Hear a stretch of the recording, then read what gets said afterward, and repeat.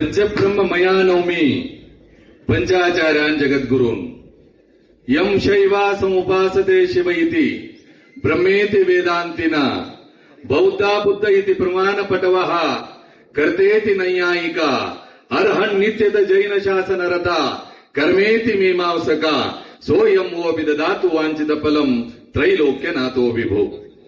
ಪ್ರಾತಸ್ಮರಣೀಯ ಗುರುದೇವರನ್ನ ಸ್ಮರಣೆ ಮಾಡಿಕೊಳ್ತಾ ಕ್ಷೇತ್ರದ ತೇಜೋಮೂರ್ತಿ ಭದ್ರಕಾಳಿ ಸಮೇತ ವೀರಭದ್ರ ಮಹಾಸ್ವಾಮಿಯಲ್ಲಿ ಕಾಳಸಿದ್ದೇಶ್ವರನಲ್ಲಿ ಭಕ್ತಿಯ ನಮಸ್ಕಾರಗಳನ್ನು ಸಲ್ಲಿಸಿ ಈ ಕಾರ್ಯಕ್ರಮದ ದಿವ್ಯ ಸಾನ್ನಿಧ್ಯವನ್ನು ಅನುಗ್ರಹಿಸಿ ಬಹುಶಃ ನಾವೆಲ್ಲ ಹೆಮ್ಮೆ ಪಡಬೇಕು. ಭಗವದ್ಗೀತೆ ಶ್ರೀಕೃಷ್ಣ ಪರಮಾತ್ಮ ಅರ್ಜುನನಿಗೆ ಬೋಧಿಸ್ತಾನೆ, ಅದು ಯುದ್ಧ ಭೂಮಿಯಲ್ಲಿ.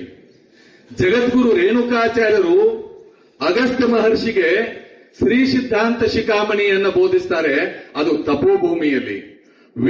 ಯುದ್ಧ ಭೂಮಿಯ ಮತ್ತು ತಪೋಭೂಮಿಯ ಸಂದೇಶ ಏನು ಅಂತಂದ್ರೆ ಜಗತ್ ಕಲ್ಯಾಣಕ್ಕಾಗಿ.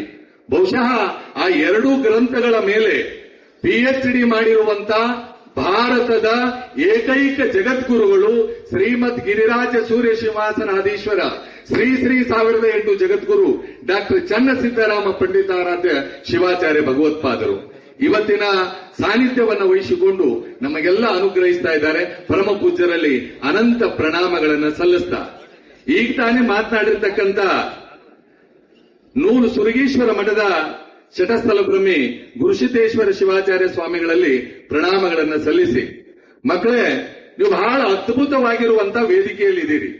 ನಿಮ್ಮ ಜೊತೆ ಸಂವಾದ ಯಾರು ಮಾಡ್ತಾ ಇದ್ದಾರೆ ಅಂತಂದ್ರೆ ಬಹುಶಃ ಈ ಸಂಘ ಪರಿವಾರಕ್ಕೆ ಮೂಲ ಅಂತಂದ್ರೆ ಗುರೂಜಿಯವರು. ಏನೂ ವ್ಯವಸ್ಥೆಗಳಿರಲಿಲ್ಲ. ಅಂತ ವ್ಯವಸ್ಥೆಗಳ ಒಳಗನೆ 5 ಸಾರಿ ಇಡೀ ಭಾರತವನ್ನ ಸುತ್ತಿರ್ತಕ್ಕಂಥವರು ಗುರೂಜಿಯವರು.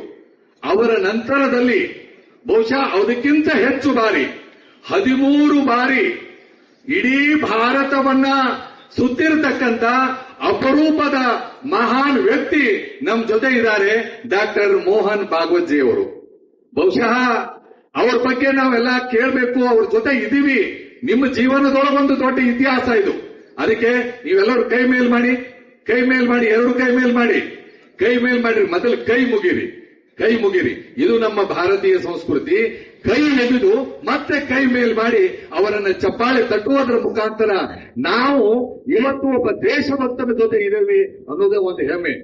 ಯಾಕಂತಂದ್ರೆ ಭಾರತದಲ್ಲಿ ನಾವೆಲ್ಲರೂ ಕೂಡ ಎಲ್ಲದರಿಂದ ಮುಂದೆ ಹೋಗಿದ್ದೇವೆ, ಸಂಸ್ಕಾರದಿಂದ ವಂಚಿತ ಆಗ್ತಾ ಇದ್ದೀವಿ.